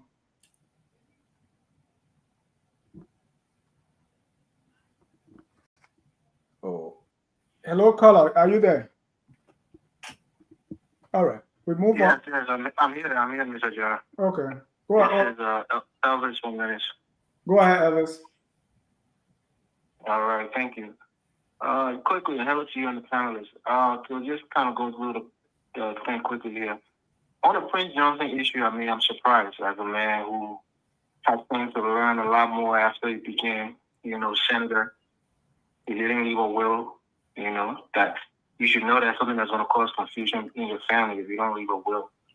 And, dispersing your property to who you want to inherit it after your demise. And I think him not doing that would just cause more chaos to his family. Unless he thought he was going to live to 100 years old when he was already in the 70s, getting closer to the end. But then the second thing is, with Mr. Cummings, right? The thing with Mr. Cummings is that people from the ANC, I like Mr. Cummings. He's my second choice. I always say that. I can be a second choice. Second choice is not good enough. The man want your vote. But go ahead. No, my point here is that when you build a house, I'm not a big parable person. It's just something I made up in my head. Houses usually have two doors, or sometimes even more. There's more than one way to get into a position, get into a place. You can go through the front door, you can go through the back door. So we keep suggesting that Mr. Cummings can get there through the back door. Former President Tolbert got there through the back door, so to speak, as being vice president and inheriting it after the death of Tubman. Had he ran against those two we packed in big weeks, he most likely would have lost. He probably would have never won the presidency just running as a candidate. So Mr. Cummings can ascend to the presidency maybe by running, as a vice president and eventually becoming president. But for some of the ANC is the thing that it's not possible for him to become president. It's not possible for him to become president through, running as somebody's running mate. But for me, I think what Daniel Sanders said was very disrespectful. He doesn't have 1 inch of the credibility and the grandeur that Mr. Cummings has. So the fact that he was saying something about his stature or his height is stupid fool. Let me not even go to a fool would think that it's the height that makes a man great. Some of us will show people, we show people has done great things on this planet. They're some of the wealthiest, the most smartest people. So his height has nothing to do with his ability. But it just shows that Unity Party, they are targeting all the political opposition, something that they cry against during George Weah's time. They want to target all the political opposition because they think that they can remain in power through, a force, whether it's political force or using the police and the military to suppress, political voices. And that's something that we should start speaking against now. I know you did it a few times, and we want more people to continue to do it because it's not to help the CDC or any other political party, but just to stop our country from going back into another civil war. So thank you, Mr. Jai. I enjoyed the show tonight. Thank you. Thank you. Vani Mami, you are live. Your contribution. Yeah, thank you very much, Mr. Jai. Thank you to the other panelists. Thank you. Let's hear you. All right, thank you. My name is Elvani Mame, and I call from California. So I want to lend my voice to the issue about the disrespectful comments made by the Deputy Minister of Information against the political leader of the ANC, Mr. Alexander B. Cummings. Look, let me tell you, we have reached the bottom of the degradation of political discourse in our country because of the intolerance and the lack of civility in our intellectual discourse, especially coming from the Ministry of Information. And that is not only Daniel Sanders, but even the Information Minister. And most of the people from the Unity Party, these guys, they are proven to be intellectually arrogant. And not only arrogant, but intolerant.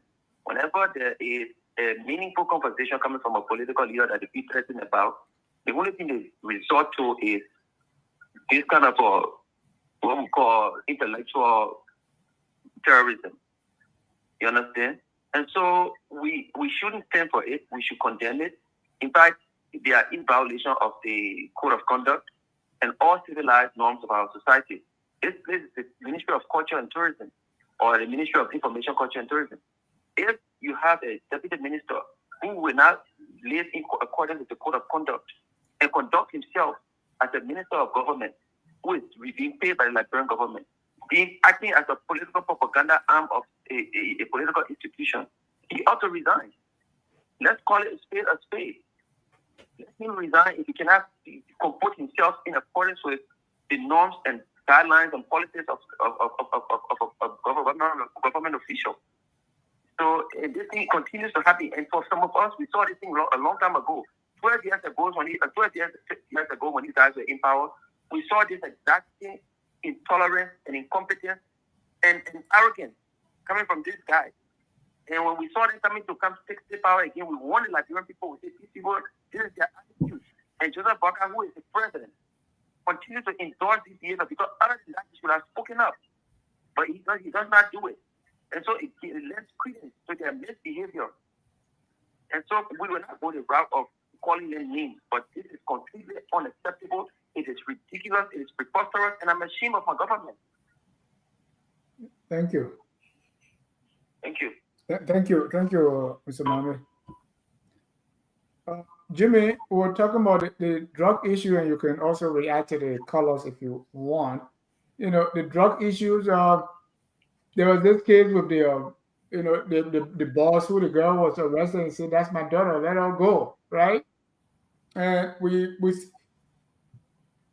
it's very hard to measure how well this LDEA is doing, because sometimes the numbers are not just there to compare. But we are hearing more of some headways being made. That is it that we are getting aware of it more, or is it that we are continuing this epidemic more? Or what is your read now? You know, they just got some new cars, and most of the work they're doing is in the city. The last time they were in River G, and I mean, people are selling, like Glenn talked about older women now doing these things.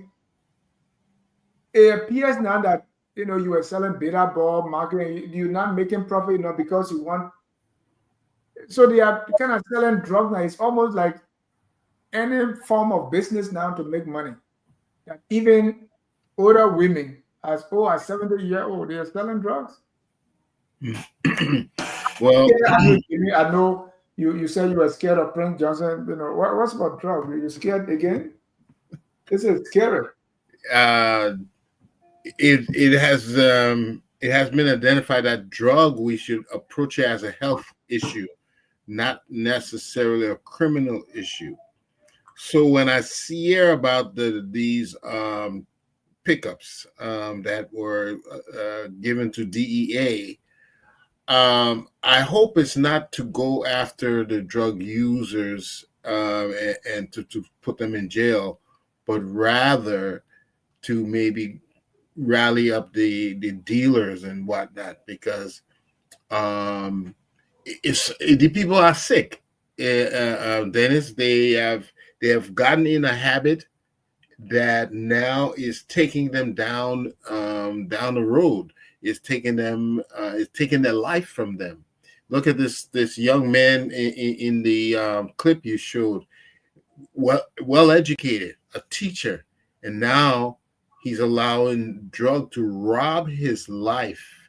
You know, drug is a thief. It robs you of your dignity, your intelligence, and everything else. That's what it does. So how can we fight against it? We have to launch a campaign to frighten our youth, to tell them that this is how treacherous this practice is, that once they get caught up in it, there may be no coming back. We have to make them well aware, and that's what I want to see them spending money on. Go into the schools, let them know how dangerous this thing is, and how reproachable it is. But I see these trucks. Maybe they may provide the logistics to go after the drug dealers and whatnot. But I really want to see a campaign targeting the youth to discourage them, because when you're idle, I don't think some of these things is being proliferated simply because our people are not engaged enough. They don't have enough challenges around them. They don't have enough opportunities around them. So when they're sitting around doing nothing, the idle mind is the workshop of the devil, as popularly said. So they engage in this thing, and before you know it, it's robbing their lives. So we got to make them know that this thing is a boogeyman. This thing is a robber, something that will kill them. We have to have a much, much stronger campaign against this, coupled with the rounding up of these dealers. The reason why we see everybody getting into it, the Oman getting in, because it's lucrative. It's apparently it brings in a lot of money, free money, and they won't desist as long as it's profitable. That's not going to stop them. Now, if you give them severe punishment for selling, that may be a deterrent. But looking at how things work in Liberia, people go to jail and the next day they're out just bribing a few people here and there. So there are two ways they have to work it. They have to work it from the drug enforcement, but they also have to have a campaign that would dissuade our youth from becoming abusers and losing their livelihoods. It's a very dangerous thing we're playing with here. And Jimmy, do you remember the Say No to Drugs campaign and the president 10 points plan to combat drugs? Have you heard anything again? Saying no to they found out that saying no is not just easy, just say no. Yeah. No, you have to paint a picture for people. Those two boys in the room, you think they can just say no? Anthony, let me come to you. Jimmy raised a point about idle mind. I have a family friend in Liberia. She had two boys on drugs. The younger one, the father was working for them to come here. The younger one was successful, and they are still working on the older one. But what happened? The younger one came, nobody took him to rehab, nothing. Just by being there, he's sober. I mean, he's right now he's practicing on his own, and get what he's practicing on his own? Programming that I couldn't even get B in. That's what the kid is doing, right? No rehab, nothing. He just got sober. So this drug thing, I don't know if you think we're getting a handle on it. Dennis, no, we are not getting a handle on it. The government is doing what it can, but I think it's a lazy fight that is going on. I don't think the strategy is going to work. I think it's pure showmanship. Let's show that we're doing something so they can say the government is not doing anything. And to those in government, this is about country we're talking about. Then if Liberia should have any future, that future definitely is not in the natural resources, the landscape, not the government buildings, not whatsoever besides the youth. That is the future of the country. And I have this sense that our leaders are not alarmed that the country's future is being taken away so fast. You give the example of the young kid who came to the US who had access to drugs. As soon as he came here, no one had to tell him anything. He had no access. He left that environment that breed that conditions for him to go take drugs. This environment is not like that. You know, that's why when people having conversations say Liberians have to change their mindset, and I don't know how you change mindset. Conditions can change mindset. That's how the mind works. Conditions. If you came to the United States today, if you are driving in Liberia, I'm always in Liberia, you know, Dennis, I see people driving, they don't wear seatbelt. Mm-hmm. But once they come to America, you get in a car with somebody and say, no, you got to wear a seatbelt. Nobody carrying them to any, you know, biological mentorship to tell them that this is how you change your mindset. You know, it's just the things we do, right? And another part I want to, Glendy, you know, I'm a critic of Yola. And the reason I do so is I think that Yola has this humongous opportunity to raise significant revenue and carry on projects that can help our people. Maybe I have to join Yola now, you know, to contribute my own idea instead of just sitting on the fence and criticizing our big brothers and sisters, right? I mean, that Yola is doing something that the women came together, because if just one child is safe from the drugs thing, it's a big deal. You know, Dennis, you know, I'm passionate about this because there are two young Liberians I'm working with who have never traveled outside the country. Dennis has a sense of what those two young boys are able to do. They have never traveled outside of Liberia. And, you know, so when I see them exposed to these drugs, it's because they are not engaged in productive activities. The opportunity are nothing there for them to go to. And so the parents don't have control anymore because more parents are not employed. The economy is bad. I mean, we're talking about women being arrested, women being caught in Grangela, in Sino, in Rivergy, in Morovia, everywhere, including men, are being arrested because it has now become the only profitable business for ordinary people to do and make some money.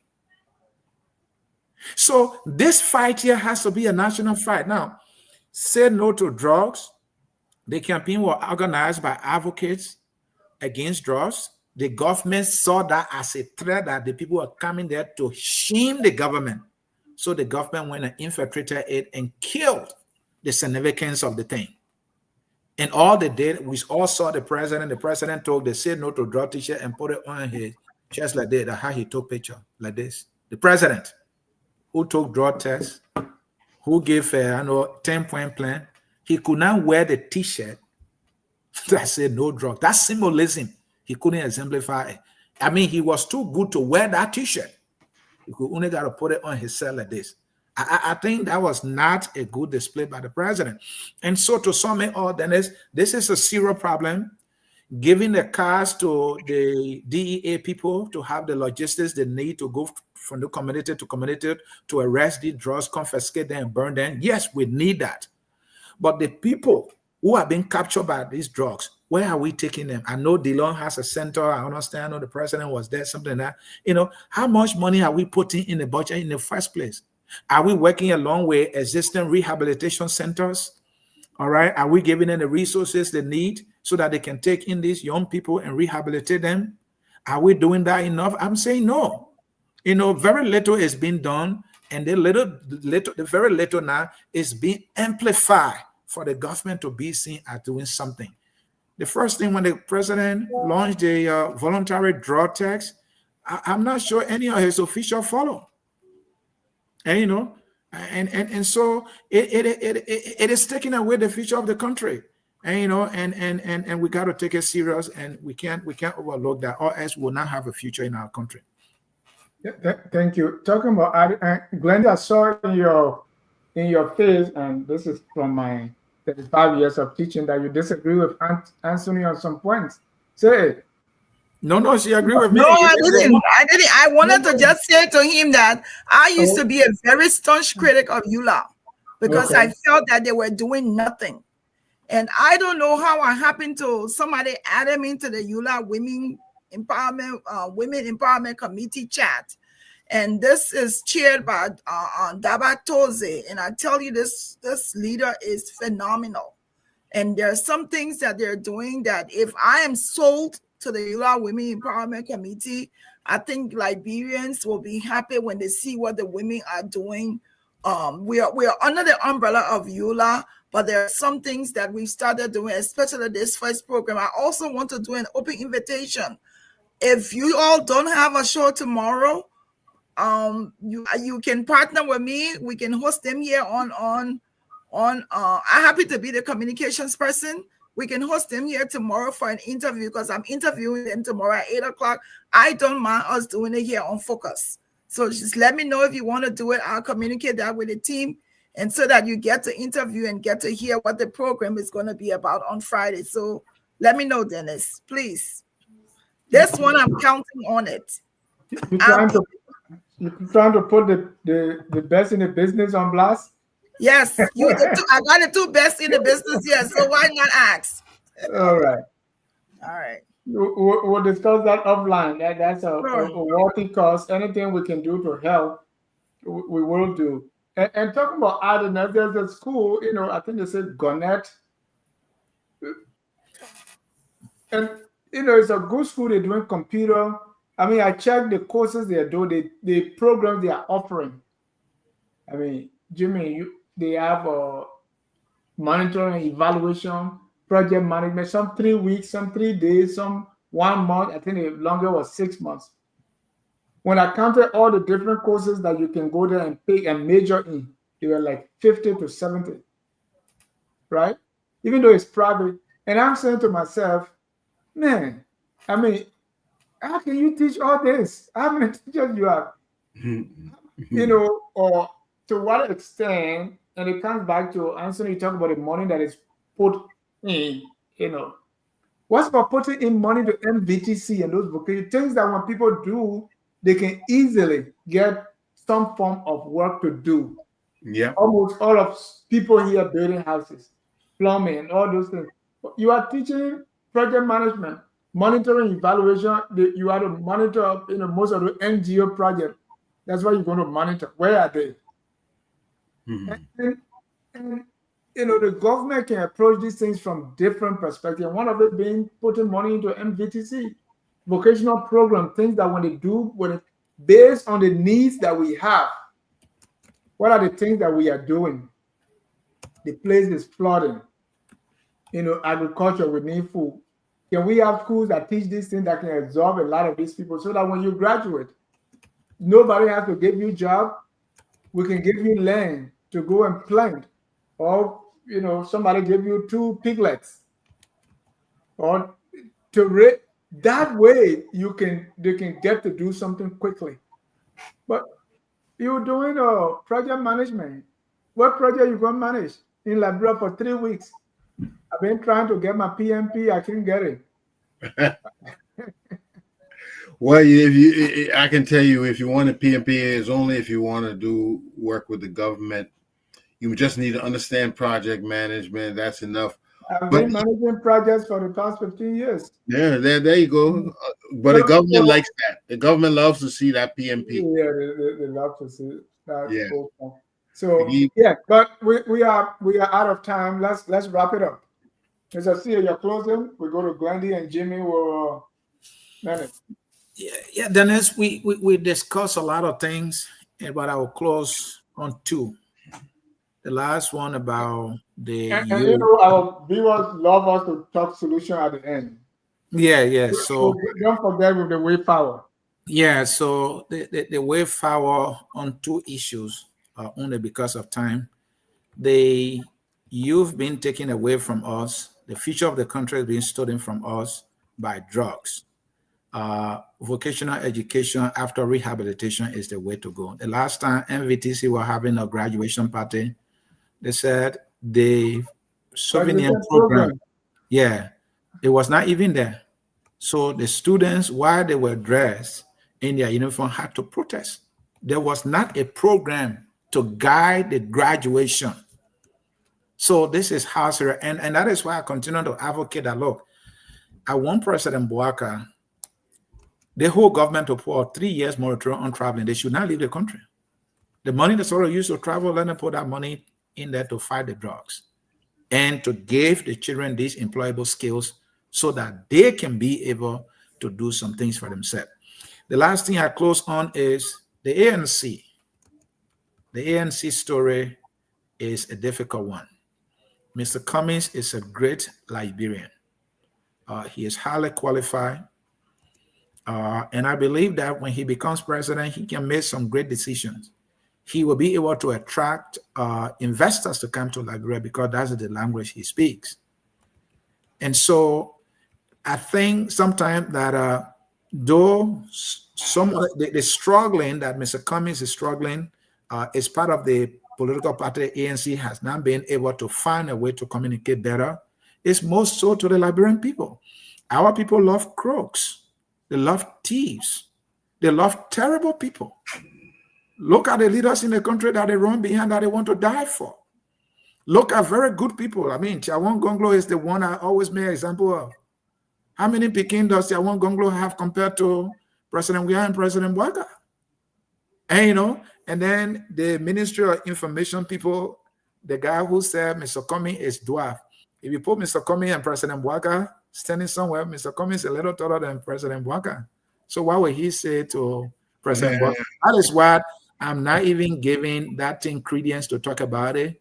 The public officials, especially, they are the one communicating government policies. They need to focus on government policy. These people should be able to set the image of our country to people on the outside so that they can be able to come to our country instead of trying to talk down their own fellow citizen who has done well for himself and has been a good example in our community. I think they should desist from that. They can do better. Maybe they should come to focus on our Liberia. We can tell them how to engage with people in a very civil way so that you can maintain your respect yourself. Because you are serving our country and you are on an obligation, to follow, the moral expectation that we have of you, as you represent us. You're not doing your job, you're doing our job.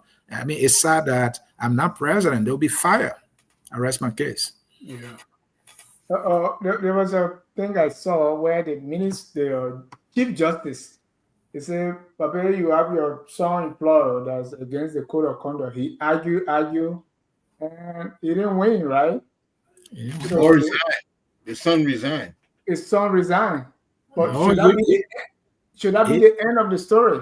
He recused himself from the nomination. I mean, it was a nomination anyway, so he has not been confirmed yet. So okay, it can be resignation. No, okay. Oh, yeah, but if he violated the code of conduct by appointing his son, what happened? Yeah, I don't know if did he actually, because if he's competent, he could do it. He did. That Jimmy can go all over the place. He did. He influenced his son appointment. All right, he pushed it that my son should get a job, and his son got it. He shouldn't have done that because the young man could get a job because he qualified. He should have let him to go and fishing for himself. He's qualified. And he made a case that the son is in law school. Mm-hmm. Second year in law school. Yeah. So if that's a violation of the code of conduct, what will President Bouaka do? But that's another show. Or he may even finish law school, then you want to make him magistrate. Yeah. And I watched a short clip of my senator, is Opa Duncan, Crippin O. Duncan, calling COD in Sino. He was on a show where they asked him the population of Sino County. And he actually got mad. He said around 70,000. And the guy who was asking the question said, it's 150,000. So he said, but why is it classroom that in you asking? He said, because you're a senator and you don't know the population, how do you plan? So that was a side debate. I have people who say this question is irrelevant. If you know the answer, just provide it. Why you want to kind of embarrass the man so that you can have a point? No, I like that. You see that then our people are not informed, and they don't want the job. They just want a position, And He they said don't it want was to, around 70. He said 70 to 80. And and they don't make the 150, you preparation. got it wrong by half. Yeah. You don't know what your people are in. You were talking about something just now. I'll just do one quick so Genny can go. Look, That your own now, that you're closing. yes, if we are preparing our kids, our youth, you look at the industries, you look at what is the growth trends of the industry, look at what other industries around your region that are fast growing, and then you tailor the educational Your curriculum, yeah. to fill these demands. Okay, but if you don't know what's going on, if you're clueless like this senator, he doesn't even know he probably doesn't know what the major occupational activity in that county is. They asked him about that. Did you know what he said? What? Sino County is dead. It's dead. Yeah. Right. Dead. And he was representative because he became senator. So instead of you being a motivator, instead of you point to the opportunities that are there, you telling it's dead. These are the kind of people we elect and we expect the country to move. It will never move because you have people there who are not interested in the people, but they want the jobs. Okay, a senator like that should have been able to identify multiple opportunities for investors, for students, for people alike to know where they should channel their resources and lift the country up. But you got somebody killing dreams, talking about it's dead. If we have leaders like that, we are dead. I'm going to leave it right there. Glendy, you're closing. I mean, I'm wishing that people look at our national park, Sino National Park, all areas that we can make money from. Send people to school to maybe how to be a tour guide, something. True. Glendy, you're closing. So it was good being here. I think there are so many things that we've talked about, starting from the Prince Johnson. I want to re-emphasize that I think it's a family matter, and I hope that they can harmonize it in a way that everyone is satisfied. I also say that at least finally for the wife, she's been able to tell her truth, her story, and we applaud her for being able to do that. As it relates to the information ministry, I hope that do they call him the president of the cabinet or the chairman of the cabinet? Nat Kwabo will look into this and see how government officials, ministers of the government are supposed to behave and call them. We have to be able to have a government that is able to relate to all factors. We went through this when we are government, we condemn, we are government, and this is what we're having. The government of Liberia is not only responsible to the people, the United Party people. I supported Joseph Boyka. I am not a United Party partisan, but I've done my best to be as objective as possible, so that when I feel that they don't align properly, I say it.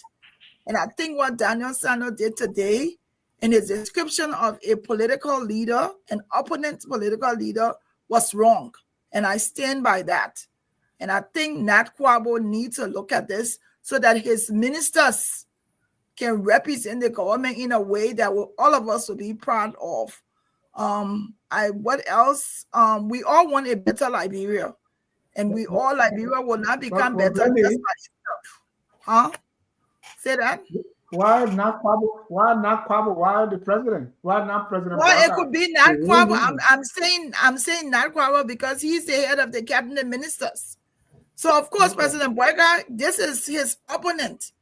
So and I don't want to say President Boyka because there have been other things that has happened where President Boyka did not speak. So maybe if Nat Kwabo is alerted to this, he can speak to President Boyka so that they can address this kind of behavior, because this is unacceptable. I don't care who thinks what, who says what, who think my criticism may not be aligned. One thing I know for sure is that my criticism always represents my view and no one else's. I speak for Glenda Jane Jr.'s. That's it. And Glendy, you know, since the fall of the Mali Empire, there is no compared to me. So if I approve you, you are approved indeed. Thank you. He's actually the Director General of the Cabinet. Director General. These things he should be able to monitor. Yeah. Well, we want to thank you all very much for tonight. It was a good show, you know, and that's why people watch Focus on Liberia. We educate, we elevate the discussion, and promote all things Liberia. Until then, we're going to close with our song that says, "We are all Liberians." Whether you believe Cummings is a dwarf or a giant, we are all Liberians. What is incumbent upon all of us is to do our very best to make our country the glorious land of liberty. You can call in Jawriadi all you want. We are all Liberians. Have a good night and God bless. We are Liberians.